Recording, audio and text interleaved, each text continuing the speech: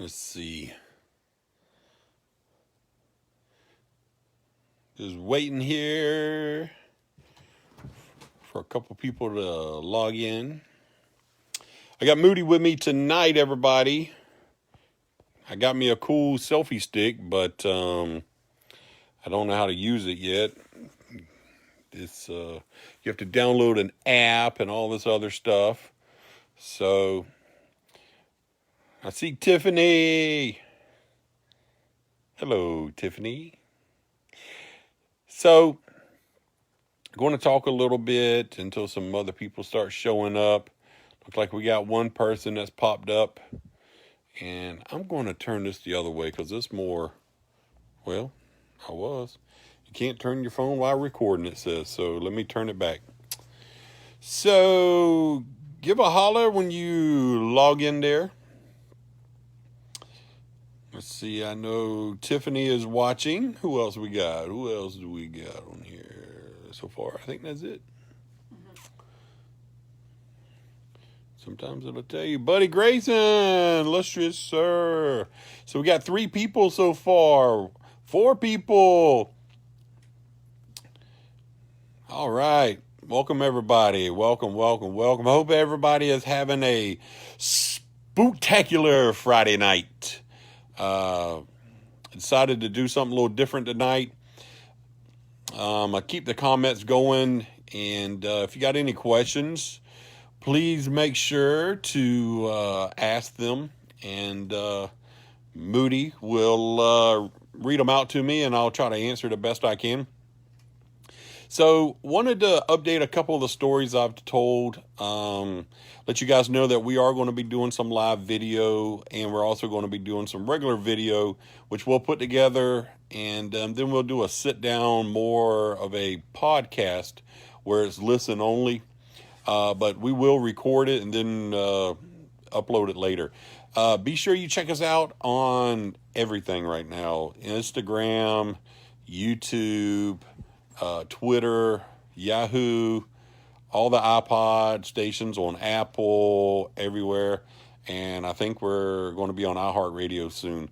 So we've got a lot of good stories. We've got a lot of good stuff to talk about. So let's talk about a couple things first about past stories. One was the Scottish Rite building. So I was lucky enough to do some video inside the Scottish Rite, and we're putting some stuff together. We've also got some interviews with some people that have worked there that have stories. So it's going to be real interesting. So stay tuned. In the next couple of weeks, we hope to bring you the first ever podcast show. Kind of like Ghost Adventures or something like that, except for we're not like ghost hunting per se. It's going to be a little bit of everything, some history and all that good stuff. So tonight, what I want to talk about first is, have you ever played with a Ouija board? That's a taboo subject that a lot of people say, oh, no, not in my house. Oh, no Ouija board, no this, no that. Don't worry, I do not have a Ouija board tonight for us to play with. But I was curious, have you ever played with a Ouija board? If you have, what happened? So before we get into that, remember, tonight by midnight, if you can accept the challenge, the Bloody Mary challenge is what we called it when we were kids, our Bloody Bones. Again, that's when you go into the bathroom. You can have the lights on or off, it doesn't matter. I would prefer the lights off with the video. Look into the mirror, say Bloody Mary, Bloody Mary, Bloody Mary 3 times, wait 10 seconds, and then end the video. But you have to do it alone. If you've got somebody in there with you, it's not as scary. And it's not, it kind of defeats the whole challenge. Kind of like when you go into a spooky place and you've got somebody with you or multiple people, it's just not that scary. That's like when people go through our haunted house at the shrine, they go, that wasn't so scary. Really? You want to go through by yourself? No, that's okay. Yeah, that's what we thought. So the challenge is for you to go into your bathroom, stand in the mirror, shut the door. Please wear clothes. No birthday suits. Oh, there goes one of my spooktacular cats. That was a little kitty. So, and then turn the light off. If your camera or phone camera is able to do night vision, that's cool. And do the whole Bloody Bones, Bloody Mary, Candyman, whatever it is. Wait 10 seconds after. And then upload your video so that we can all see that you did it. I'm also curious to see if anything happens after that. Anything weird happens in the house. You had a weird dream the next day. And sometime tomorrow, out of everybody that has uploaded a video, because we have received 0 videos right now, so you're probably in the winning to win a $10 gift certificate to the restaurant of your choice. Okay, so let's move forward for tonight's. So tonight's question is, have you ever played with a Ouija board? I saw where illustrious Sir Buddy Grayson said yes, and he hated it. Well, what was so bad about it? Where did you play with one at? Did you play with one, at the cemetery, like as a big no-no? Did you play with one at the house? What'd you do? So here's the thing, Sean Cochran, you talking about no clothes? No, I don't really want to see you without no clothes on, brother. But so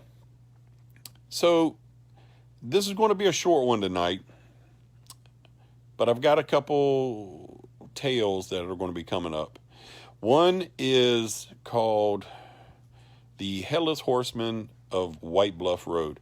Now, when we were kids, back in the 70s and 80s, we lived off of, we lived in Windsor, and then we moved to Georgetown. But my grandparents, my grandma and grandpa Welch, they lived down Rendon Avenue. And my grandpa liked his old Milwaukee and stuff. And we always hung out. There was nothing to do in the summertime. You ran around crazy. You had a little campfire. You might have roasted some marshmallows. When we all got together, it was a big deal, and it was a lot of fun, especially when my Uncle Rick came from Iceland. They would all come from Iceland, and then he got transferred to Homestead, Florida. So it was always a big deal when we all got together. But my grandpa would always tell us these stories about the Headless Horseman. And I'm going to be quite honest with you, I always thought Grandpa had too many old Milwaukee tall boys. So we just thought that he was just trying to scare us and stuff and whatnot. But over the years, I heard from several people that it's an actual true story. How the story actually goes, I'm not 100% sure. I did run into an old friend an old cousin that I have met for the first time named Fran. She's agreed to tell me the story of the Headless Horseman on White Bluff. Now, if you know White Bluff and Rendon Avenue, that's closer towards Coffee Bluff. Coffee Bluff was the part that was later in Savannah. It's not that old, really. 60 years old. That's not that old, really, when you think about it. So we'll talk about that. And then she also talks about every time a dark figure showed up, someone would die in the family. So those stories are coming to you tomorrow. Tonight, though, let's see. Sir Buddy Grayson says, you played with a Ouija board at a friend's house and knew stuff no one else knew about. See, that's one of the things, because anytime you're ever playing with a Ouija board, you got to be careful. You're opening a door to demons, spirits. Mostly all of them are bad. And if you've watched anything on TV, you know what I'm talking about. It's not a good idea to play with one. I do like messing with my wife and my mom and my sister about it, always saying, hey, I brought a Ouija board along or something. It's just always funny, and I get a kick out of freaking them out. But I know when we were a kid, we played with a Ouija board, and my mom's going to kill me. We played with it in the clubhouse at Crown Villa, and I found it actually on the side of the dumpster. So I guess somebody was trying to get rid of it. Well, me being a teenager, I thought, hey, we're going to have some fun. So we used to have these little parties where we would we'd take the VCR and hook up a TV and we watch scary movies or something down at the clubhouse. It was something to do, especially back then. There was nothing to do. We watched a scary movie one time and somebody was talking about ghosts, and then somebody said, hey Pat, what about the Ouija board that you found? I said, yeah, let's have some fun with it. So we pulled it out, and of course, you always got somebody trying to move it or play with it. I don't know. I don't know what really happened. Nothing really happened, but I will tell you this. I was told to get rid of it. Um, so the next day, me and my buddies went to burn it because we like to burn stuff. But whenever we was burning it, it wouldn't burn at first. It took about 10 minutes for it to finally kind of start to ignite. And when it did, in the middle, a blue flame shot out. Didn't shoot out, but a blue flame was burning. Maybe it was because of the type of dye that was in the board or something like that. I don't know, but I do know the board would not burn. It turned black. It got real crispy and stuff, but it wouldn't burn. And I know my buddy said he would take it. I don't know whatever happened with it. So that's my Ouija board story. That's the only thing I got. But let's see what Buddy here says. Buddy says that he watched The Possession today because it was about a Dybbuk box. And I talked about last week, and it freaked him out. Never even heard about it until the podcast last week. Well, I appreciate it. So the Dybbuk box, again, for those that y'all haven't seen it, please watch the video on it. We'll be talking more about it, and we'll do a video of where this supposedly happened, not only at Crown Villa, but also in the haunted house. We don't know what happened to that Dybbuk box. It's crazy. Nothing really happened to me other than my truck jumping out of park and taking off.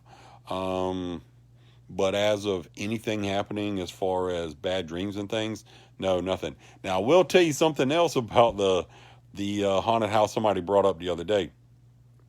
So we got a couch from somebody that, we come up with a lot of our ideas when we're just kind of sitting around having a few drinks and just having some fun. Coming up with ideas for the haunt. What do we want to do? It's our little break area, and when we're done working for the day or something, then we might have a beer or a glass of wine, or either, like me, I'll have a margarita or two, and we'll sit there and just kind of laugh and have some fun. Well, we have always gotten along. I've never seen one argument, I mean, yeah, some people might get, a little aggravated, but nothing out of the ordinary. Well, this one time we decided that we wanted a couch or a sofa or something so that we could have more room, because everybody's sitting on hard chairs and stuff, and you just kind of wanted to stretch out. So long story short is we got one. We got it delivered, and I will tell you this. Everybody that sat on that couch in the haunted house, something crazy happened. Their whole demeanor changed. They got a little crazy. Maybe it was the Dybbuk box. Who knows? We think it was that couch. People that I've never seen get upset got upset. They turned mean, if that's the right word. Like didn't get possessed. Snappy, short-tempered all day long. So we all kind of left, and everybody was kind of uneasy and stuff. Well, the next day when we come back, somebody said, I think it's the couch. And this is true. So I was like, you know what? I think you're right, because I sat on that couch and I was ready to go home. I didn't want to talk to anybody. I mean, it was just so much crap that we actually burned some sage in there. And but then because of the Dybbuk box,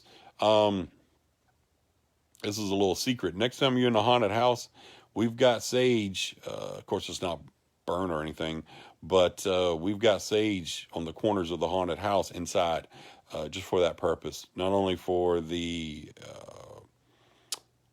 Dybbuk box, but also because of the couch. No BS. Hey, Brother Chandler, how's it going there? Long time no see. And looks like some people are saying no Ouija boards in my house. Lady Laura and everybody, I guess they don't want to mess with no Ouija board. Hope everybody's having a good Friday night. Hope everybody's having a spooktacular night. I'm kind of saving my good story for tomorrow night. Again, hey, Brother Brian, how's it going? Brother Jared, hey, Jared, what's up, buddy? Remember, do the Bloody Bones Challenge if you're not scared. Because again, I haven't had one entry. And I did that video around 1 o'clock today, I think, 1:30. And I haven't had not one entry. So everybody must be too scared. Sean did. Oh, Sean just did it. So I'll check it out. Remember, you got till midnight to post that. And I'll throw everybody's name in a hat and I'll pull it out. And whichever one I pull out that submitted a video, you get a $10 gift certificate to your restaurant of choice, whether it be Olive Garden or wherever, you know, Crystal's. It's Moody's favorite, Waffle House. So, again, there's some stories that's going to be coming your way. We're going to be doing some videos again at the Scottish Rite. Here's a couple challenges I want to do, and I've noticed on a couple other people's pages that are now doing like, or they've been doing ghost investigations and things like that. Kind of taking a few of my ideas and stuff, which is fine because remember, you know, when they take one of your ideas, that's the best form of flattery. So I love it. But there's some places I want to go outside of Savannah. Brooklet. I want to go to Brooklet. I want to go to Ghost Road. Those of y'all that don't know about Ghost Road in Brooklet, it's near Statesboro. Supposedly, you go down this dirt road at night, and when you get there, you'll see a lantern coming at you, a man or something. Google it. Check it out. It's called The Legend of Ghost Road in Brooklet, Georgia. So it's not too far from here. Another place I would love to go is to check out the Lizard Man Museum. You heard me talk about the Lizard Man here in Savannah. There's one in Bishopville, South Carolina. Google that. I like to go out there and go to the museum and ask some questions up there because it's pretty interesting stuff. Some good news is we did purchase us a night vision camera, so that's a good thing. We'll be doing some night vision things, some videos in some of the places that we've been talking about.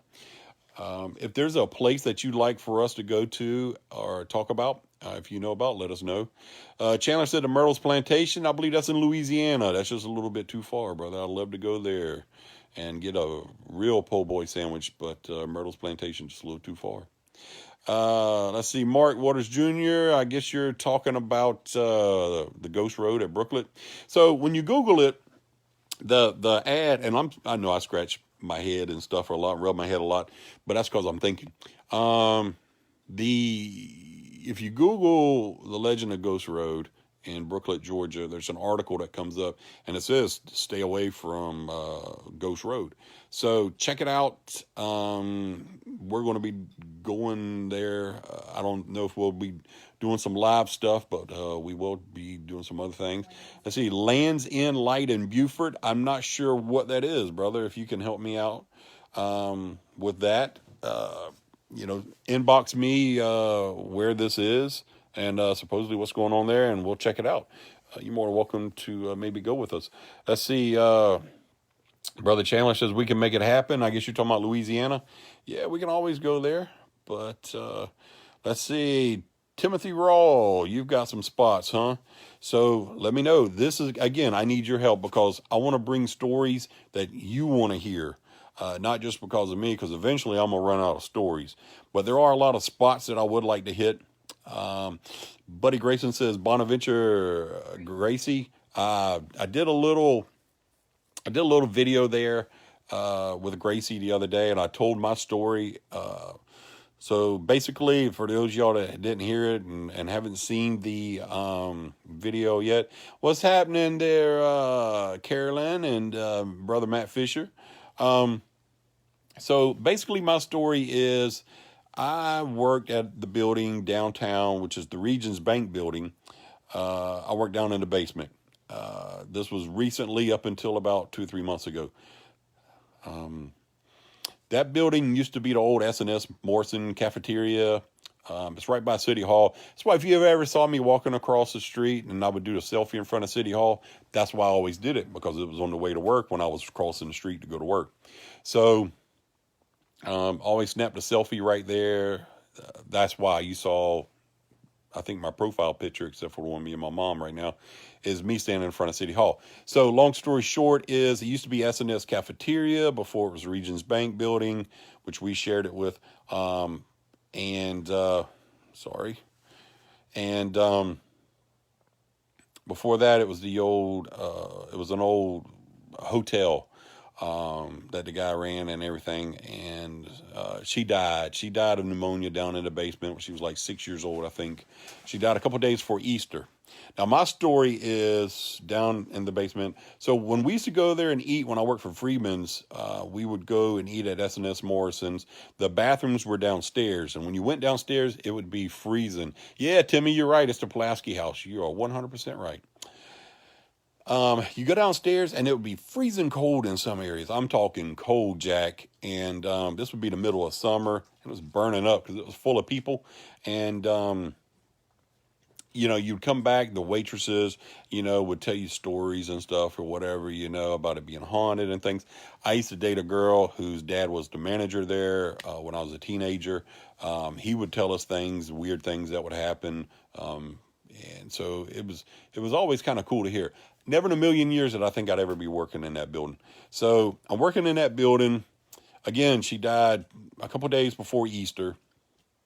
I'm down in the building. I used to do a lot of fun things with all the employees in the basement. There's about 30 of us down there. So for Easter, I went and bought a bunch of plastic eggs, filled them up with, I put a number inside each one of them on a handwritten piece of paper, and I labeled it, which number was what prize they got. And I had chocolate bunnies. Everything was chocolate. It was like chocolate bunnies, chocolate eggs, all those things. Excuse me. So long story short is I think I had about 20 of them. I knew where every one of them was. I labeled where every one of them was. I got there early. I got there about 7 o'clock that morning and put them all out. And I sent an email out to everybody, a mass email to everybody down, and said, if you find an egg, bring it to me and win a prize. Every egg was brought to me except for one. We looked everywhere. Hey, Carolyn, I'm glad you can join us. Brother Mark Daniels is there. Brother Mark Daniels worked with me down. He can verify this story about the Easter egg down in the basement. He worked in the basement with me. So all the eggs were found except for one egg. We looked everywhere. I had the map of every spot I hid an egg. All the bunnies were taken except for one. This went on for several days. I asked the cleaning crew, if you see this egg, thank God it's not hard boiled, because it would have probably been stinking and we would have found it. But if you see a plastic egg, let me know. A week went by, nothing. So finally, after about a week or so of looking, I gave up. And I just I used to work really late down there. I'd be the only one down there. I'd work till like 8 o'clock. Everybody went home at 5 o'clock. There's Patrick still working late because I was a hard worker. I was a dedicated worker. So I said out loud when I stepped out of my office was all the way in the back where the restrooms were. These are the same restrooms pretty much that when S&S Morrison's was going on, and it was really cold. Where my office was right next to the break room, but they said between my office and the break room was kind of her little play area, kind of like her little, I don't know, play area. I don't have another word. So I came outside and outside of the office there, and I said, hey, Gracie, if this is you and you've got the egg, here's your bunny. And I left it out on the corner of my table. And it never got touched. It never got ate, so don't think I'm going to tell you that some ghost ate the bunny. It's not what happened. But I left it out and never found the egg. That chocolate bunny stayed out up until I left them in late February. And I left it there because I didn't want to bring it with me just in case something happened. So it stayed there almost a year later. True story. Now, I will tell you that a lot of people had stories down there about little Gracie. Things being misplaced or moved and stuff. And we used to screw with people a lot down there, especially me. They would have little Pops figures on their desk. I'd move them around and stuff, and mess with them. But other times, I know I didn't do it and other people did it, but there would be things moved around, or you would hear some laughing. One time, my office was way in the back. You could either take the stairs on the way up there, and my fat ass didn't want to climb them stairs to go out. So I always went out the front so I could take the elevator to get out, because we were in the basement. So to me, I dreaded that walk when I was the only one there late at night between 7 and 8 o'clock, because I always felt like somebody was watching me in the basement. I always felt like something was going to run up on me or scare me. I did hear giggling every now and then and stuff like that. And a lot of people heard giggling late at night. You did hear little things move. No door slams or nothing like that. No lights flickering and acting crazy. Nothing like that. But on some spots that you would walk in, it was freezing cold, and it was crazy down there because there was a lot of ladies down there, and they always got cold, so we had to pretty much keep the ACs turned off or jacked up. Kenny Gentry, what's happening, brother? Glad you're there. David Garul, glad you're there. So that's a story that I have on Gracie down there. Now, they say if you go to Bonaventure, there's all kind of little stories there. You can look those up. I plan on going to Bonaventure maybe one day this weekend, and I'll do another story about Gentry when I'm there. Gentry, because he's online. Gracie while I'm there. Between the Dibby Box story, the Gracie story, all the Georgetown stories. There's a bunch of them. One of the stories, again, is the graveyard way down Grove Point Road. Now, when you went all the way down towards the end there, if you go to where the cows were and everything to the left, there would be like this roundabout. And they said Great Dane owned that property back there, and used to be a lot of slave quarters and stuff back there in the back. Well, here comes my shadow cat. Lost my train of thought. So when we were teenagers, and after a good rain, we'd sneak and climb those fences, and we'd go over there and we'd go shrooming. We'd go take the shrooms and stuff, and that's the god-awfulest stuff you ever drink in your life. I don't care what anybody says. I don't care if you mix it with Kool-Aid or whatnot. So my point is this. I will tell you that the plantation that Great Dane owned over there, you always heard a lot of strange sounds and things, and there was nobody ever over there. The only time we ever seen people over there, like when they were going to have like a big party or a festival or something like that, but like a Christmas get-togethers and stuff like that, but never ever, because we used to hang out in that little roundabout thing right there and drink and stuff when we were teenagers, because the cops never came back there. There was never anybody to screw with you back there. But that's right around the same area where that graveyard is and still is to this day. They didn't move those graves. I don't care what they say. They might have moved the tombstones, but they didn't move all those graves. A lot of those graves were indentured servants. If they weren't indentured servants, a good bit of them were probably slaves or something. I don't mess with that kind of stuff. I don't mess with Indian burial grounds, which I think, and I've heard that Georgetown was full of Indian burial grounds. I will tell you that the hill that we used to play on and stuff all the time, we used to find Indian heads and stuff out there sometimes, the little arrowheads and things like that. We used to find stuff. When you went all the way down Georgetown, it would stop at King's Grant. You had to take a right to go into King's Grant. You couldn't go any further, like where the school and everything is, because it was just woods. Everything there was woods. You couldn't go any further. There's like this humongous ditch, like canal thing. So that's as far as you could go. But one of the coolest things, though, when you went back there in the back, once they built everything, and Moody can tell you, is there was these gay guys that they put on the best haunted house, man. It was right across from the school, and they had real live. They had real caskets from funeral homes in their house. And it was an awesome haunted house. And you would go by a few of these caskets and nothing had happened. But when you got to one or the other, and I went through this thing twice just because I love haunted houses, there was always somebody popping out of one different areas. It was awesome, man. I mean, I don't know where they got those caskets from. They said they got them from some funeral home, but they had to return them. But it was awesome. I always remember that right across from there. Now, here's a story I want to talk about. So in Savannah, I don't know if y'all have ever heard about Danny's Bed. So Danny's Bed, again, Google this stuff. I'm not 100% sure on a lot of the stuff. I will tell you what I know, what I saw, who I talked to and stuff. So Danny's Bed was a bed that Al Cobb bought. Al Cobb used to run an antique store. He might still run an antique store. Hey, Mike Lucas, good to see you, brother. I miss you there, brother. So Al Cobb and his family were antique dealers and whatnot. And he purchased this bed for his son. The bed supposedly was over 100 years old or something or another. And the story goes that his son always reported something going on with the bed, and that it would draw out notes and stuff, you know, like, so then they got to where they would leave crayons out for it or pencils and stuff and ask it questions.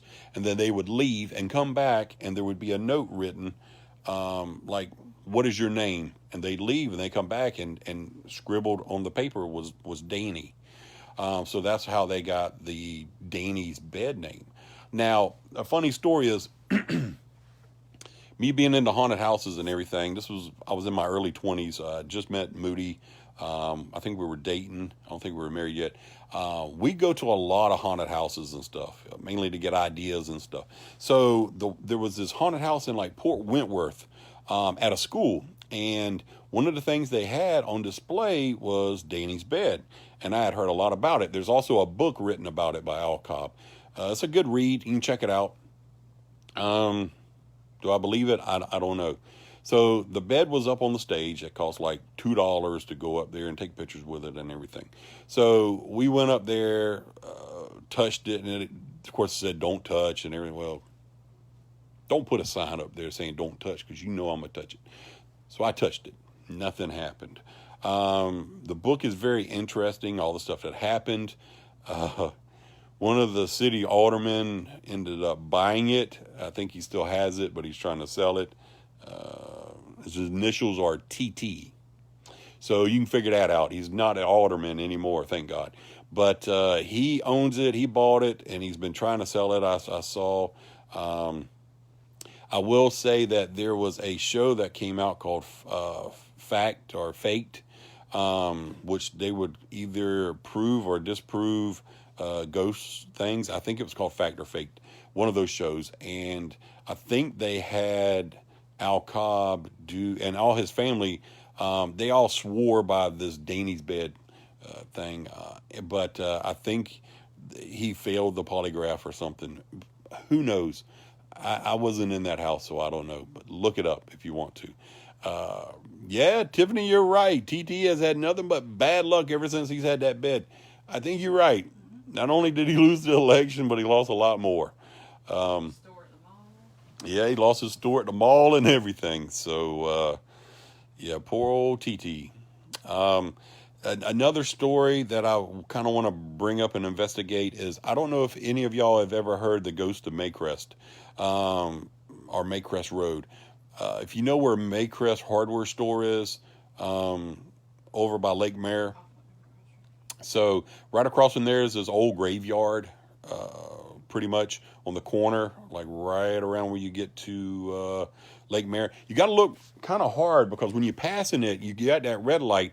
There's the churches on the right and everything, but before you go through that red light, look to the left. There's a graveyard right there. It's kind of spooky, man. Yeah, right off of Sally Mood. Moody was right. So it's right off of Sally Mood. It's right there on the corner.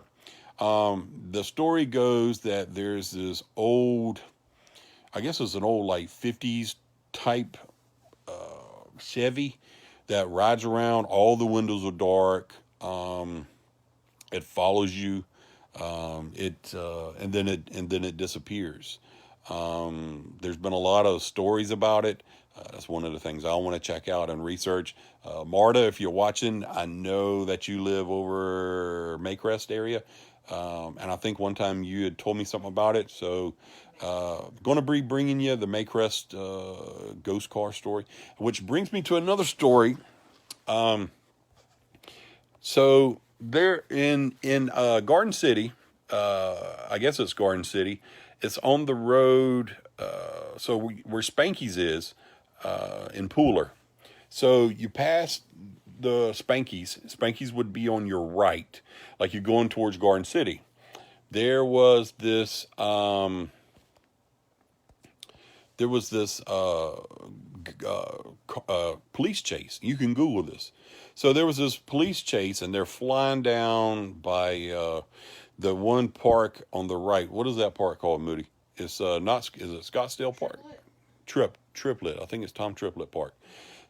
So the Garden City police officers are chasing and everything, and they went and was chasing him down the road. They took a right, like what is now right across of Parker's. There's a Parker's right there, so right across that street, that was like a dirt road, and they was hauling ass down there. It was Louisville Road, I think, and they were taking off down Louisville Road. Well, the police officers' dash cam was filming the whole time. So the car does a U-turn in the middle of the street, not on Louisville Road, but on Highway 80. So it does a U-turn. The police car does a U-turn with it right in the middle, as dark as night.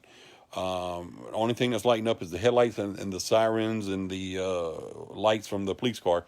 It follows this car, and it's going down the dirt road, and you see the dust kicking up and everything from the dirt road going down Louisville Road. And then all of a sudden it leads to this 10-foot, 12-foot chain link fence, and it disappears. And the police car has to stop in front of it, because if it keeps going, and the police car was right behind it, I'm talking no more than a second, 2 seconds behind it, and disappeared. And you see the police officers get out, and they run to the fence, and they're looking all through the chain link fence, and the car's gone. So there was nowhere to go where it went. Google it and check it out. I'll probably end up finding it and putting it on our page so you can watch it. It's really cool. Let's see here. I'm going to see who's got anything here to say real quick. I see Buddy Grayson says they cleaned it up a few years ago. We're fixing some of the brickwork and fencing. And the story goes, the community group working on it so freaked out they wouldn't go back and finish. Another group had to go and finish it. I guess you're talking about the cemetery on Maycrest. If you are talking about that cemetery, yeah, I no disrespect to anybody who has family members buried there or anything, but it's a pretty creepy cemetery when you ride by it. And it's out there in pretty much the open. When you're at the red light, I won't even look over. Fatality accident right there on that corner. Yeah, they had a fatality accident right there. Now, for those of y'all that don't know, Lake Mare used to be the old Browns farm. That I know that because my grandpa, if he was alive today, would have been 121 years old. Him and his brothers come from Telfair County, and they were prison guards, chain gang, for the Browns farm. And the Browns farm was a dairy farm where Lake Mare is. It wasn't the park that it is today. There was a prison camp, and my grandpa was a prison guard, and he used to talk about it all the time. So there's no telling who is buried out there at Lake Mare and who's buried on that corner. Buddy Grayson says, yes, that's the cemetery. Yeah, check it out, man. I'm gonna look at it. It's kind of creepy. So check that out. Somebody asked about the Lizard Man. Okay, so real quick, the Lizard Man, if you know where Forest Cove is in Georgetown, me and some buddies, we were about 14, 15 years old maybe. It's probably 1985, 1987, something like that. Anyways, nothing to do in Georgetown again in the summer. Me and two of my buddies were going fishing. He found this spot. We're walking through the trails along the marsh, trying to get to this this dock that my buddy found that they were building. They had just started building houses back there in Forest Cove, and it wasn't even called Forest Cove. Nobody knew what they were building back then. So we would carry all our gear, the bucket with the cast nets and fishing poles, rods, everything. So we're heading back there, and long day of fishing. It gets dark pretty soon, and it gets real spooky in those woods. So we decided that we were going to go ahead and call it quits and walk. So we're walking along the trail, and we're coming around the corner of the marsh, and my buddy goes, "What is that?" And I said, "What is what?" And so I didn't see because I wasn't coming around. I was kind of behind him. When I looked around, he said, "That, what is that?" And that's when I saw with my own eyes, this is still weird. It was, it wasn't a man, but it looked like an alligator. I'm going to be honest, standing up on its hind legs, walking across the trail that we were on. And it looked right at us, and it hissed. I mean, it made a real bad hiss. It had scales all over its body. It had a really long tail like an alligator. But when it looked at us, it had like yellowish, more like red eyes. But now that I think about it, they did look more red. It was kind of spooky. We dropped all our stuff and hauled butt. I think my dad's watching. He can verify this. We went back like the next day because it was too dark, and we were too scared to go back and to get our cast net and stuff. And we saw what looked like tracks. But I will tell you that whenever it saw us, the marsh was probably 5 feet in front of it. So it made this loud splash. I mean, it was like ploosh, kind of like, like me going off a high dive, doing a cannonball, that kind of splash. It was a big splash. So, it was terrifying, especially when you're 15 years old, 14 or whatever. To this day, I think about it, I can always see the rippling of the water, like the waves of it and everything, and the tail up on the water. A couple months later, I want to say, we're watching the news, and there was this black guy in Bishopville, South Carolina, who was reporting coming home from work. I think he was a teenager, but he was coming home from work, and he was attacked by what was supposedly a lizard man, and it scratched up the side of his car, and it tried to pretty much eat his car or rip it off and everything. And it's pretty scary stuff. And he kind of drew this little thing, and it kind of looked exactly like what my buddy kind of doodled, And so when he drew it and was describing it and showed it, I told my dad, I said, that's it. That's what I saw. So maybe because the Forest River is right there, and I don't know if the Forest River leads into Carolina. Pretty scary stuff. Chris Bragg says that's why the geese are so mean at Lake Mare. Could be. I don't know. I don't know if I haven't heard any ghost stories about Lake Mare, but I'm sure there are some. There's a lot of ghost stories in Savannah. I like the more recent are the local stories. Downtown, downtown's full of them. You got a Marshall House, you got Moon River Brewer, you got all those places. You've heard those a million times. I like the stories that people don't really know about or have only kind of heard about. I want to thank Craig. Looks like he just sent me a message there telling me where those haunted spots are over in Carolina. Love to check that out. For those of y'all just now joining us, I will be showcasing the Scottish Rite building the next couple weeks, 2 to 3 weeks. So stay tuned. Did buy some new equipment. We got a really cool camera. I bought this really cool selfie stick. I can't figure it out to save my life. Either I'm too dumb or it's broken. So I'll try to play with that some more so we don't get all the shaky stuff. Any stories that you want to hear, let me know. Real quick, I want to give some shout outs to all the haunted houses out there that are doing their thing.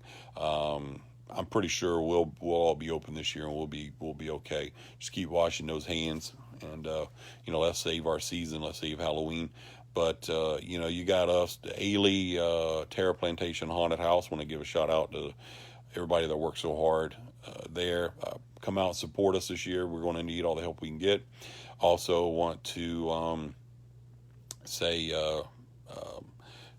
the Moose Lodge is right down. They got the Haunted Forest. They put on a good show. It's a good one.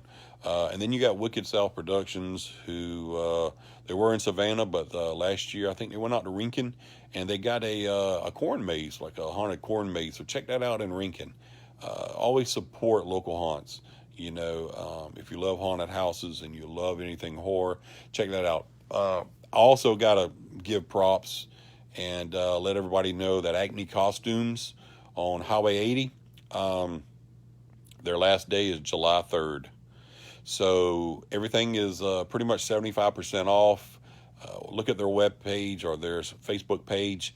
I told them I'd swing by tomorrow and do a little live video there, showing some of the stuff that they have left.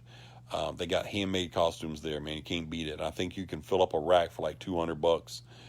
Can't beat it. Me and the haunt crew went there last Saturday. We got about 80 or 90 costumes, handmade costumes for $200.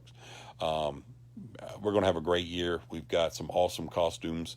We're looking forward to getting started once this is things have kind of opened up.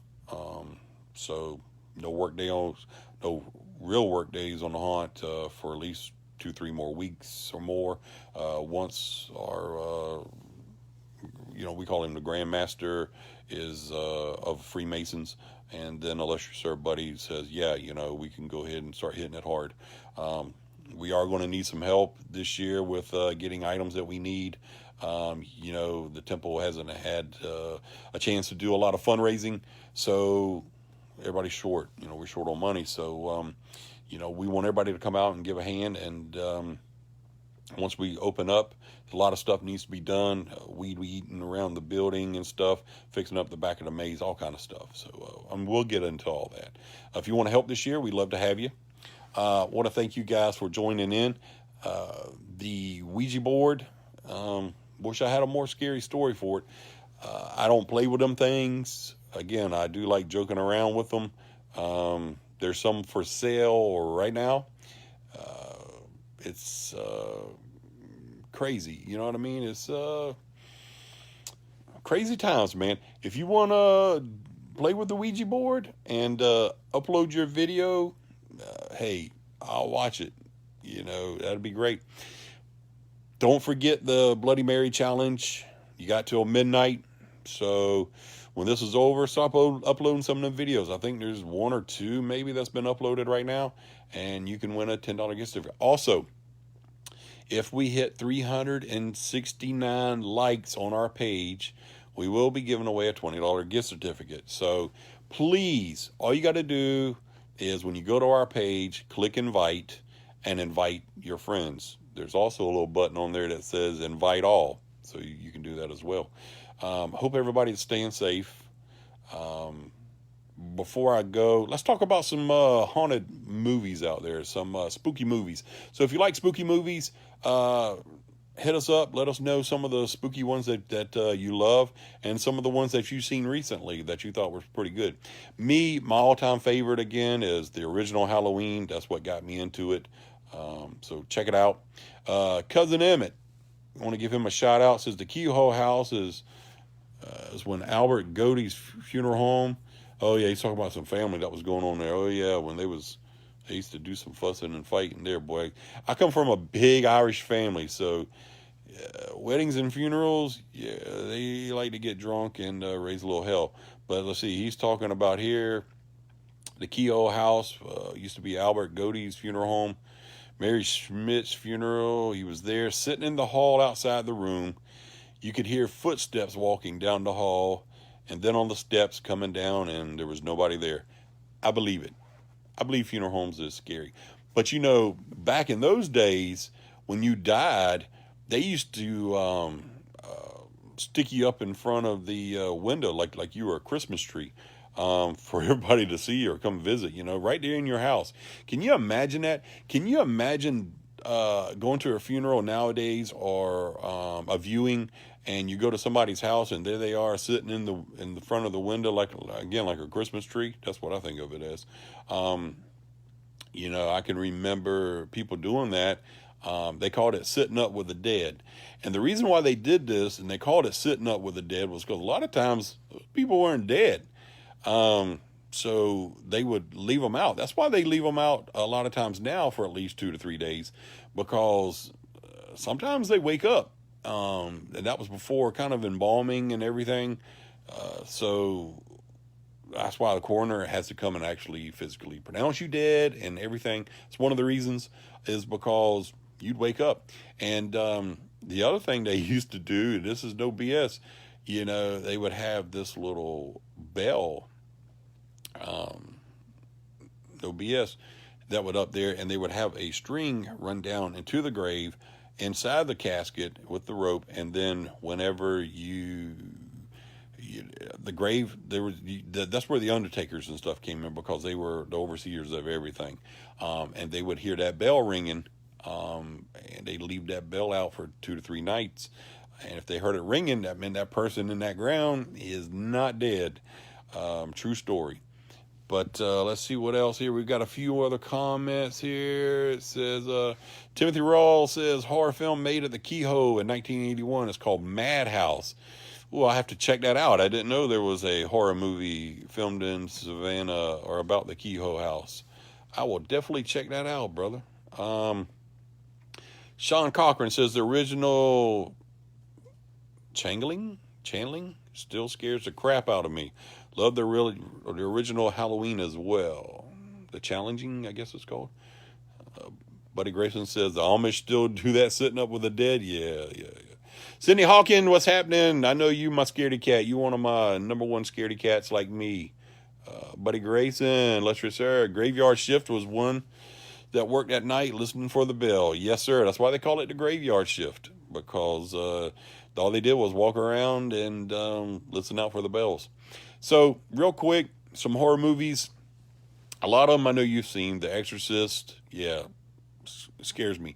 There's not a whole lot that scares me in this world. A couple of things that scares me is demons, stuff like that, the devil. I don't mess with that devil stuff. I don't like demons. Demons do scare me. There's a great documentary, a reality show by Zach Baggins, who's the host of Ghost Adventures. If you haven't seen it, it's called Demon House. So Demon House is a true story. It's a documentary that he did. It's a house in Indiana that was possessed, and he bought it. And he decided that he was going to do, this documentary and everything. Well, it messed him up pretty bad. So I don't want to give away everything on there, but you got the chief of police, you got all these police officers, you've got case workers that deal with children that can say and verify about that house. Watch it. It's called Demon House. It's really, really, really, really, really good, and it's very, very scary. Let's see if some other people here. Let's say, what's up, Richard? Hope you're recouping well, Richard. Richard just had knee surgery. The Changeling, George Scott, lead actor. I'll have to check that out. Original Rosemary's Baby still scares me. Yeah, that ending there, man. It was freaky. The Possession about the Dibby box. Yes. So, buddy, The Possession, of course, about the Dibby box, that is based off a true story. And one of my favorite lead actors is in there who also plays Negan on The Walking Dead. So if you haven't seen The Possession, it's a great movie. It's about the Dibby box. If you want to look up one of the actual true stories about the Dibby box, it's called Paranormal Witness. So look it up, Paranormal Witness, and it's about a Dibby box. About the guy that bought it at a yard sale, just like the Possession guy. Bought it as a gift for his mom, freaked her out, so he decided to sell it. That guy was like in college, so him and his buddies would sit it on the table and mess with it and have parties, and people screw with it, and all kind of weird stuff happened. And he sold it off on eBay and to a professor who was kind of I don't know if he's in the occult or something, but he bought it, and a lot of bad stuff happened to him, Jack. So he hid it. And then I think Zach Baggins has ended up with it. It's in his museum in Las Vegas. So that's some scary stuff there. If you want to watch something similar to The Exorcist, there's this movie called The Entity. Yeah, pretty scary. It's called The Entity. Very, very scary. Moody says she's never watched The Exorcist all the way, though only a couple parts. Yeah, it's pretty scary, especially when she crawls up backwards up the stairs. Yeah, we had a young lady at the haunt named Reagan who could do a lot of that stuff, bend backwards and walk and do all freaky stuff. She was awesome last year. I'm pretty sure. Hopefully she comes back this year. So let's talk about a few more scary movies. One movie, I'm gonna give you guys my recollection of some good horror movies. There's one called Frankenstein's Army. And it's not about your typical Frankenstein, Mary Shelley's Frankenstein. This is about, it's towards the end of World War II. And there's this kind of mad German scientist creating these, like, it's weird, man. It's scary, though. It's scary as hell. I'm not gonna lie. And the Russian army is the ones. There's a little small platoon that has to go in, and they're going from building to building, clearing them out and whatnot. So it's pretty scary. Check it out. It's called Frankenstein's Army. If you want a few other ones that I've seen, here's some favorites, man, that'll really trip you out. Wrong Turn, the original Wrong Turn. It's about these incest family people in Virginia. Yeah, imagine that, Virginia. This guy takes these people. They take a wrong turn. Put it that way. Does not disappoint. Watch Wrong Turn. It's really good. Some other horror movies, if you're looking for good ones that you haven't seen, here's a few that you haven't heard. Oh, Buddy Grayson says Shocker. Yes, Shocker was a great movie. I remember going to movie theater when I was a teenager seeing that, about the guy that was a serial killer and got electrocuted and went through the phone lines and everything or whatever. It's a great movie. It's good. Check that one out. Shocker's a good one. Some of the ones, too, I don't know if you've ever seen Vacancy. Vacancy is great. Joyride. It's about a couple that they kind of have some car trouble, and they stay at this hotel, and the hotel is being ran by some not-so-nice people, put it that way. It's really good. Moody just mentioned Joyride. Joyride is a very, very good one. It's got Paul Walker in it. Rest in peace. Who? Rest in peace, Paul Walker. Yeah, Paul Walker is in it. He's awesome. Him and his brother are going cross country to pick up a girlfriend of his or something, but they decided to get a CB radio, and they start having some fun with some truckers. So it's really, really good. Buddy says Vacancy and Joyride were both good and could be true. Yeah, because when I was a kid, my dad had a CB radio. His handle was the Cockroach. And I remember one time, there's no bullshit, there's no bull crap, I'm sorry, that we were kids and we had an old Chevy van.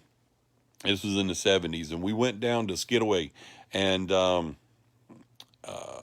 we went down to Skidaway Island, and we were going to do some camping down there. So we had a bed in the back of the old Chevy van. Remember those back in the 70s?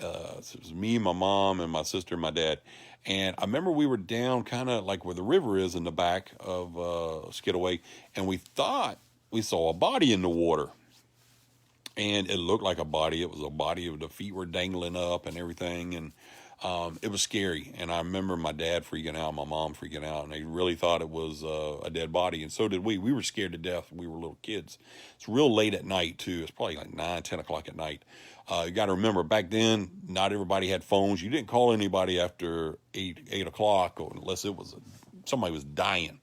There was no way to really get the police and everything. So my dad gets on the CB radio and he's trying to get help.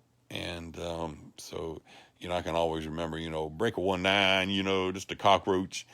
I can remember this lady, this black lady coming back going, what he said? And the guy, some other guy that's listening, some trucker was like, he said he had a cockroach. And somebody said, get the raid. So I remember my dad getting pissed and everything because he was scared and we were all scared. And so long story short, the police finally came out. The dive unit came out and everything. And they get in there and they pull out what's we thought was bodies, was some mannequins. So apparently, back then you could shoot guns wherever. They had set up some mannequins and had shot at them and just let them sit in the water. And it looked like real bodies. So, yeah, that was a pretty crazy story. The Hitcher's a good one. I don't know if you're talking about the original one or the newest one, but the original one with C. Thomas Howell, yeah, that's a good one, The Hitcher. Final Destination, great movie. I love Final Destinations. Even to this day, I don't think anybody, Cindy, you tell me if I'm wrong. I don't think anybody to this day that gets behind a log truck and goes, not today, Final Destination.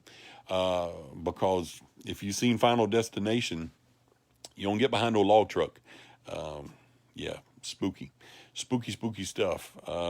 So some of the other favorites I got, of course, is The Thing, the original Thing, with John Carpenter. Anything with John Carpenter is great. Can't go wrong with John Carpenter. Yes, Steamboat Willie, Buddy Graves, I don't know what you're talking about. Steamboat Willie. Mickey Mouse, I guess. The original Mickey Mouse. I will tell you that some of the horror movies that I have seen, the original Children of the Corn, saw that. A lot of these movies I went and saw as a teenager by myself. None of my friends were really into horror movies. Nobody's was into horror movies like I was when I was a kid. A lot of these movies, back then you didn't have to be 18. You just told them, hey, I want to go see this movie, and paid your $3, $2, whatever it was, and you got in. So Children of the Corn, if you haven't seen the original Children of the Corn with Malachi, He Who Walks Behind the Rose. Good thing is that the guy who played Malachi lives in Savannah now. So I got a buddy that's talking about maybe bringing him out to the haunt to just do some meet and greets. Kenny Gentry says a good documentaries on Netflix to start with. I really don't know. We watch a lot of documentaries, man. I mean, Tiffany loves the serial killer stuff. When we were in Helen, Georgia, staying in the cabin up there in the woods, of all the least things I want to watch is something about some damn serial killers, and Tiffany is watching them left and right. Man, scared the crap out of me. And when you was having surgery in Tijuana. Yeah, when I was having surgery in Tijuana for weight loss surgery, Tiffany was watching serial killers, and there I am laying up in the bed. Buddy Grace says, still don't like the name Malachi to this day because of that movie. Yeah, that guy, he lives in Savannah now. Yeah, he's a really cool guy. I'll see if we can get him to come out just for an hour or two at the haunt, and meet some people and take some pictures. That'd be awesome. Yeah, Malachi. Every time I think of Malachi, He Who Walks Behind the Rose. Remember that? Didn't like it. So some other ones, of course, Friday the 13th. After the first one or the second one, then they got to be like they were trying to be funny, kind of like Freddy Krueger. That was the other one. Yeah, Kane Hodder was to me was one of the best Jasons that there was in Friday the 13th. Met him many times. He's an awesome guy, Kane Hodder. Jeepers Creepers, of course, one of my all-time favorite, Jonathan Breck, who played the Creeper. Awesome guy. A lot of the people that me and Moody have met or I've met has been really cool. Some other scary horror movies, if you want to do some off the top of Jaws. You can't go wrong with Jaws, So if you notice, a lot of the great ones, they never done remakes. They never did a remake of The Exorcist. They never did a remake of Jaws, and movies, like that. I'm not into blood and guts, so I'm sorry. I'm just moving up, trying to get comfortable in the chair here. so I'm not into it. Matt Fisher asks, do I like the American Horror shows? Yes, I do. With the American Horror Story shows, my favorite one was the Freak Show, the Coven. The one with the Freak Show, they were at a convention. We were at a Halloween Extreme convention, getting ideas for the haunt and stuff, and they were all there. A bunch of them were there, and we got to meet a lot of them. The Half Lady was there. Moody and her got pictures, and then you know about me and my kidney stones. It was so sad. Like 3 months later, the Half Lady died due to a kidney stone. I didn't know you could die from them. I've had them since I was 17, and it was really sad. So, but American Horror Stories, love them, love them, love them. Buddy Grayson says The Hills Have Eyes. Yes, I like the remake of The Hills Have Eyes. The newer one, not so much. I mean, the newer one I loved. The older one, not so much. Even though we had the one of the main characters at our horror convention that we tried to do at A. Lee one time. He's a brother too. Trying to think of his name offhand. Michael something. Michael Berryman. He's a great guy. He's a Freemason. Awesome dude. We also had Butch Patrick, who's a real close friend of mine. He came and checked us out and everything. His dad was a potentate of a temple. So just a little bit of stuff there for you. Hey, Melanie, I'm glad you're watching. Matt says he just finished up with the summer camp. Oh, yeah, it's a good one. Of course, y'all know I love The Walking Dead. I love zombies. So question for you. If you like zombie movies, what's your favorite zombie movie, and what do you prefer? Do you prefer fast-running zombies, or do you like the slowest crap zombies? Me, I prefer the slowest crap zombies. That's what I grew up with watching. That's what I love. That's why I think I like The Walking Dead so much. George Romero, great guy. Met him a few times. When he came out with the whole zombie era, it was great. Robbie Moore is watching. If y'all don't know, Robbie Moore loves clowns. Buddy Grayson told me that for a fact. He says that Robbie Moore will dance at your next wedding if you show up in a clown suit for him. No, I'm kidding. He's scared of clowns. So sorry about that, Brother Robbie. Yeah, he said he likes the slow zombies. Me too.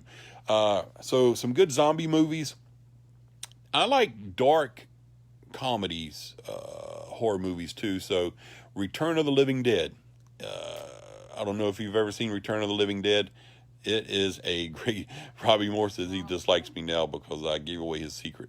Now, Return of the Living Dead, if you haven't seen it, I think it was 1986, 1987. It's a great zombie movie. Those move kind of fast, but they're the ones that first started kind of talking and brought up the whole eating the brains thing. Oh, I want brains. That's where that came from. George Romero never had them eating brains only. He had them eating whatever they could bite. So it was great.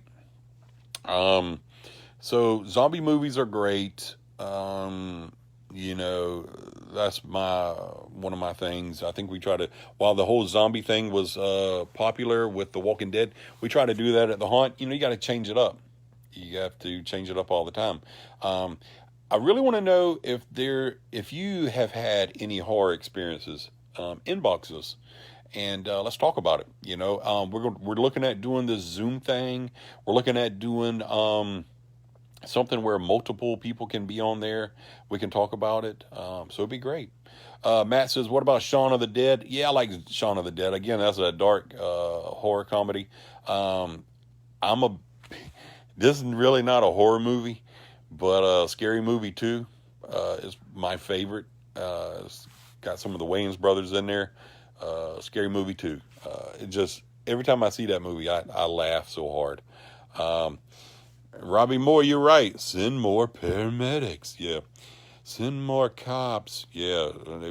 They was eating everybody. I see Sean Carpenter said they decided to add the cheesy one Saturday the 14th. Yeah, spoof. Some of the good old 80 movies. So I don't know if y'all know this or not, but where Sam's and Walmart is in Sandfly, that used to be the old drive-in. They had 2 or 3 big screens.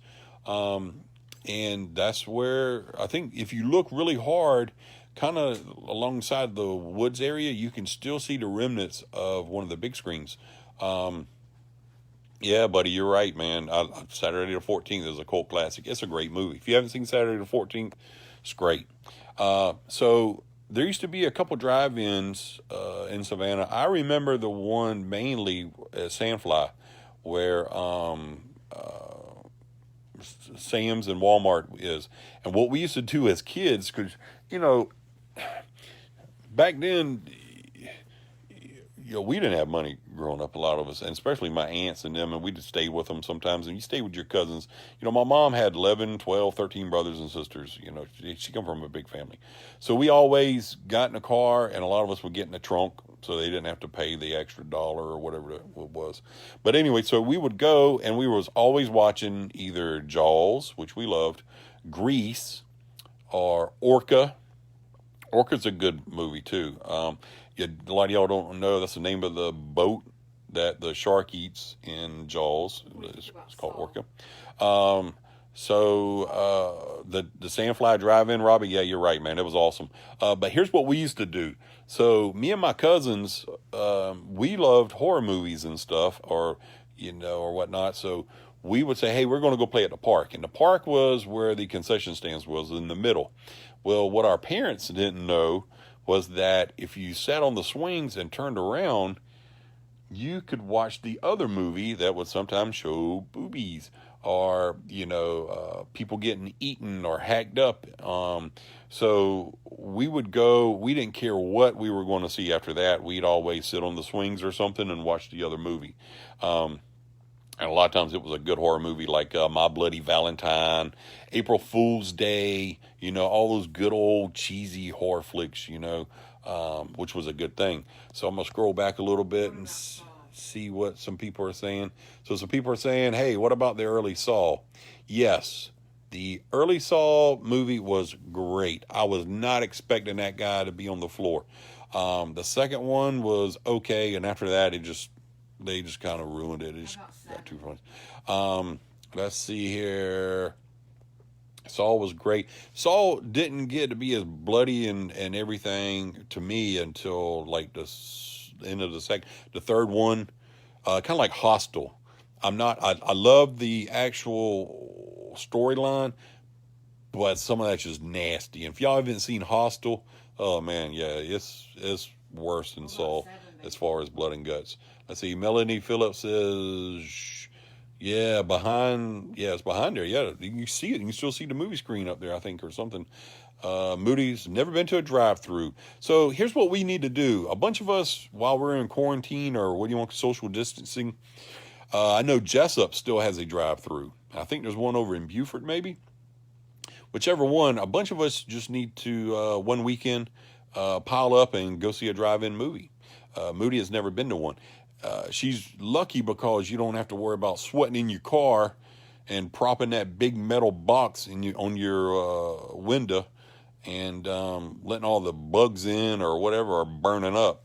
Oh, God, that was terrible. But it was awesome. I wouldn't change it for the world. Nowadays, I think you just tune in to the Wi-Fi channel and you listen to it through your vehicle while you watch the movie. So, yeah, anybody want to do a drive-in movie theater trip one day, let me know. Hit me up. Let's do it. Moody has never been. Let's see. Sean Carpenter says, you have to be drunk now to even get through it.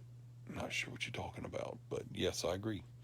Roy Moore went to graphic a lot. See, Matt Fisher says, I'm not sure if you know Dominic from Landrum Lodge, but he's a huge horror movie buff. I think that is 90% of what he watches. No, I don't know Dominic, but have him hit us up. Send him an invite. Love to hear his take on some of the horror movies and things. Cookie Moore. What's going on, Cookie? That fence that Robbie built, he did a good job on it. He said you were supervising the whole time. That's what I heard. But piranha, the original piranha, yes. I can't tell you how many times I would go fishing. I was scared to put my feet in the water because of piranha. Saw Jason and the Argonauts. Yeah, I remember that movie, Alice in Wonderland. Moody wants to mention Seven. Seven, yes, I guess it could be a horror movie. It's pretty spooky. Seven Deadly Sins and everything, yeah. The ending, not going to give it away, but what's in the box? Yeah. What's in the box? Got to watch Seven. That's a great movie.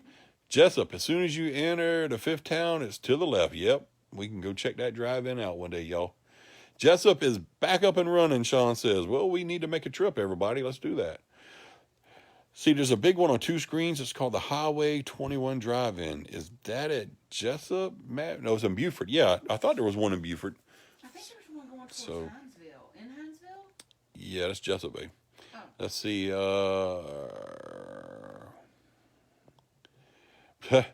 Robbie, Cookie Robbie. Like she owned me. Am I still on? So, y'all know what I'm talking about. Cookie did a really good job on her fence. She put up, yeah, that's a working girl, man. She put that fence up and it looks good. Let's see here. I'm going to read a few more here. Let's see. Patrick Sweet, what's happening, brother? Says he thinks The Shining and The Exorcist were quite scary. I can't agree more. The Shining, to this day, when I'm walking in a hotel, I cannot walk down the hallway by myself, even if it's just to get ice. Because, I always think I'm going to see those twins when I turn the corner there, want me to come play with them. Or there'll be some old hag standing at the one of the room doors inviting me in, The Shining was a creepy movie. It's not like the book. You read the book, there's a lot in The Shining that... read the book. There's some parts that I wish they would have put in there, but Jack Nicholson did awesome. Love it. But Robbie Moore, Hellraiser, again, I love, but again, it's just too, I don't want to say blood and guts, but it's one of those movies that you watch, some people love that stuff. I'm not into gore, but I think it's an awesome series, Carrie, I love the Carrie. Yeah, the original Carrie was awesome. John Travolta was in that one, and I love John Travolta. Let's see, should watch Dr. Sleep. Yep, it's the follow-up to The Shining. I've been wanting to see it. I was hoping it would come out so we could rent it. I know it's the follow-up. I think Danny grows up or something and is a psychiatrist or something. Yeah, I'm looking forward to that one, man. The original It, when it came on TV, back then we had to VCR it, tape it, as everybody said. And then we would watch it. The ending, of course, everybody knows, sucked. And then when they came out with the remake, they were going by the book. The first chapter, it was awesome. They were going strictly by the book. It was awesome. The second one, yeah. But then the ending again, sucked. Too much CGI. I'm not a fan of CGI. The Omen, the original Omen, yeah. Yeah, I love the Omen series. Again, anything dealing with the demon or the devils and stuff, yeah, I don't want to watch that stuff. Rosemary's Baby, yeah, somebody mentioned that earlier. That's a really good one, man. Carrie's a favorite. I think you like it because of the bully. She's bullied and she gets there. So I want to thank y'all for spending some time with us tonight. I think there's 14 of us that are still here. There's nothing like sitting around telling some ghost stories and things. I like to get together and maybe have a little campfire going and have a scary night, spooky tales or something like that. Nothing like sitting around a campfire telling ghost stories like when you were kids. It's great memories, and it's something to always have. Going to be doing a lot with the podcast. I know it says podcast, but, we're going to do some actual podcast stuff. See, Robbie says, can't remember the name, but they trapped the 13 demons in his house. Was that 13 Ghosts? Yes. I think it was 13 Ghosts. Yes. Had they expanded more on what the actual 13 Ghosts were, oh, man, because a lot of those characters were so creepy. I got to agree, man. 13 Ghosts was awesome. I love Matthew Lillard, man. I think he's awesome. Poltergeist, yes. Mm-hmm. Scared the crap out of him. So I want to say it's either on AMC or it's on Shudder, Patrick, if you haven't seen it, or if any of you guys are interested. It's called The Curse of Horror Movies, I think is what it's called. And, of course, everybody knows the curse of Poltergeist and all the things, the bad things that happened. In the swimming pool, those were actual dead bodies that they didn't know that was in that swimming pool. Now, to me, all three of the poltergeists were scary as hell to me. I believe the second one was, and I could be wrong between the second and third one, but I think the second one was where she goes. No, no, no. It's still this family and the preacher guy, that old man, comes up there. Remember knocking on the door? You're all gonna die. Remember him? Yes. Oh man, when he comes, it's freaky, scary. So what a lot of people don't know is the guy that played that character was actually dying. He was dying, I think, of cancer. So that's why his face was all sunk in and he looked as scary as he did. But yeah, he wanted to do it, and he did a great job. That scares the crap out of me. The third one scared the crap out of me too, because I don't know if y'all know this or not, but the mirror room kind of didn't work out the way we wanted it to in the haunt. And the reason why I wanted to do that mirror room is if you watch Poltergeist 3, and when you see them looking at the mirror and then they turn away, the person in the mirror is still facing this way while the actual person is looking that way. And the person that's behind there pulls the person through that's what it was supposed to be, but it didn't quite work out. Yeah, it's some scary stuff, those poltergeist movies. Let's see, I'm gonna scroll up here a little bit. Carolyn, sounds great. I'm definitely in, and not sure Bobby will be in too. Okay, sounds great. Buddy Grayson, yeah. Carrie Ann, was it Carrie Ann? Was that her name? What was the little girl's name? Carol Ann. Carol Ann. Yeah, Carol Ann. Carol Ann. Yeah, go to the light. Let's see, the stories of what happened on the set. Yeah, so the stories of what happened, again, if you watch it, it's called Curse of the Horror Movies or something like that. There's Poltergeist. There's several other horror movies where all this bad stuff happened to people that played in there. As you know, the Poltergeist movies, a lot of those people are dead or they died weird ways. The older sister, I think, got shot and killed and everything by her boyfriend or something. Yeah, a stalker or something. It was freaky. Little Carol Ann died from some disease that could have been prevented, and a bunch of weird stuff. The scariest thing to me in Poltergeist is that clown. Robbie, I know you love clowns, but to me, that clown, my sister used to own this baby doll, and it was like 4 foot tall. It's one of those old dolls, the big dolls. And I think when either me or her had like cut off all the doll's hair one time. But that thing used to sit and used to creep me out. It had those eyeballs that would close when you laid it down, and the eyes would close, and you raise up, it would open.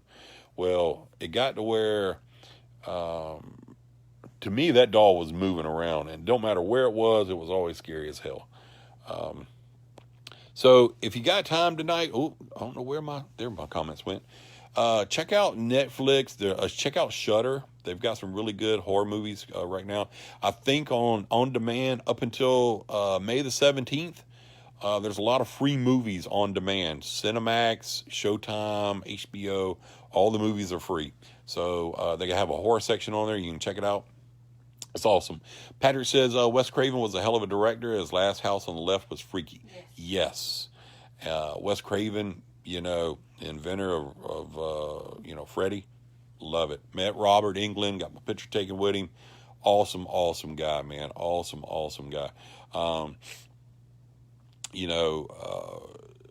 As far as horror movies, horror shows, again, my favorite being Ghost Adventures. I used to love the whole Ghost Hunter thing, but then they got to where they were debunking too much stuff. I don't mind debunking and things like that, but when people are just so negative, Nancy, and trying to disprove things, it just gets old. Let's have some fun. Let's watch some stuff. I will tell you, I used to love the show called The Haunted Collector.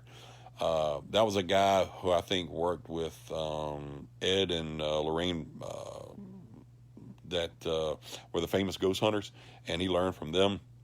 And what he would do is kind of like what she did was the house would be haunted, and he would take whatever object that they found to be haunted and put it in his museum. Yeah, the Warrens, kind of did what she did, put it in his little museum at home. To me, if you ask me, he just wanted people's crap. So it is what it is. But between that, There is some haunted dolls. Some people brought up the dolls. There was a show just on. It's called Paranormal Caught on Tape or something like that. Or it's on the Travel Channel right now. They got a marathon going. There's one about there on Savannah just a few minutes ago, about 1790. And apparently the guy set his video camera up and he saw something in the mirror and some other little things were happening. So they packed up and left. But the innkeeper made them sign a waiver saying if you left early, you don't get your money back. Because, they were staying in, supposedly the haunted rooms and stuff or whatever. Anyway, so he said after about the second night, he left after what they saw in the mirror, and it'll show you. Well, then he said he got home back to Florida, and they were watching the film, and just playing it back, and there's this doll that was sitting in the chair, and you can watch this for yourself. It's no BS. And the head on the doll moves. So that stuff always creeps me out too, but the doll's head is moving. It moves over and it looks. And he said, had he had seen that, he'd have checked out a long time ago. Annabelle, yes, you're right, Sean Carter. Love Annabelle, love House on Haunted Hill. The Annabelle movie, of course, the Annabelle, the doll that they have in there is not the original Annabelle. The funny thing about the original Annabelle is actually a Raggedy Ann doll. A lot of people don't know that. And that's in the Warrens Museum. It's a Raggedy Ann doll. It's not the creepy looking doll that's in the movie. I do know that Zach Baggins had it flown out to his museum out in Vegas. The guy that brought it and everything, and Zach was asked not to touch it, and he touched it, and watched the episode. It's pretty good. Some other haunted dolls out there a lot of people probably don't know about. So down in Key West, if we're ever down in Key West for a trip, a shrine trip or something, the Robert doll. Google it if you don't know about it. Basically, it's just this doll that is dressed up like a sailor. And there's all kind of notes and signs and warnings all around it saying, don't touch the doll, don't do this, don't do that, don't make fun of the doll, while you're there, don't do this, don't do that. And people do it. Well, they go home and all kind of creepy stuff happens to them, real bad stuff. And they end up writing letters back saying, hey, I'm sorry, please accept my apology, blah, blah, blah, blah, blah. And they have these letters all over the walls. So Google it. It's called the Robert doll, and it's down in Key West, Florida. Spooky stuff. One of my favorite shows right now is called Fear the Woods. Also a Travel Channel one. They got some good stuff. Werewolves, everybody's got their favorite horror monster. Me, I'm a lichen. Vampires and that kind of stuff. Yeah, do I believe in vampires? Yeah, I believe in vampires. Again, that's me. But if I had to choose, werewolves. I love werewolves. I love lichens. American Werewolf in London. Love that movie. Silver Bullet. If you haven't seen Silver Bullet, it's a great werewolf movie. There's another werewolf movie I love called The Dog Soldiers. Check that out. Dog Soldiers is a werewolf movie. Cursed is another good werewolf movie. There's so many. The Howling. The Howling is a really, really good one. Buddy Grayson says, A. Patrick Sweet, he will protect you because he says you're a scaredy cat. So those are some of the good ones there to watch. If you really want to watch a good vampire movie, the old classic Nosferatu. It's a silent movie. It was made, Germany. It's Germans, I believe. It's a great, great movie. It's called Nosferatu. It's black and white. It's very scary. Now, to me, one of the most scariest scenes to this day to me, and I don't care, and what brought this up was we were in Acme Costumes looking at costumes to get. They have about 10 flying monkey costumes from The Wizard of Oz. They're very similar to what they look like. I wanted to buy them all. I wanted to buy them and just have a bunch of kids running around, one room like the flying monkeys. I hate the flying monkeys. It scared the crap out of me. To this day, they scare me. Don't like the flying monkeys. So One of the most scariest scenes to me, of course, is there. You know what? It's getting late. I just happened to look. I didn't expect to talk this long. I was going to talk about 10 or 15 minutes about stuff coming up. But, you know, if you've enjoyed it, give me a thumbs up. Please do the challenge or have somebody in your family, but you have to do it alone. It's not fun if you don't go to the bathroom and do the haunted challenge by yourself, or have your significant other or your kid do it or whatever. Go to the bathroom, cut the light off, or leave the light on. I'll let you leave the light on. Record it and upload it. You got a good chance to win $10. Plus, it'll give us all something to watch and see who actually had the cojones to do it. Matt Fisher says, if you like Dracula or reading up on Val Impaler, yes, very, very interesting. True story, really, is what it's kind of on. I want to say thank everybody again for tuning in. I hope you enjoyed stories and whatnot. It will get better. I'm saving the really good story for tomorrow night. We're open to suggestions. Let us know what you'd like to talk about, what scares you, some haunted places around your area in your city. We'll come and check it out. We'll interview you if you have a story, and we'll put you on live. Thanks for watching, everybody. Wash your hands, stay safe, and let's thank everybody for coming out again and watching, and let's save Halloween. Thank you, everybody. Good night.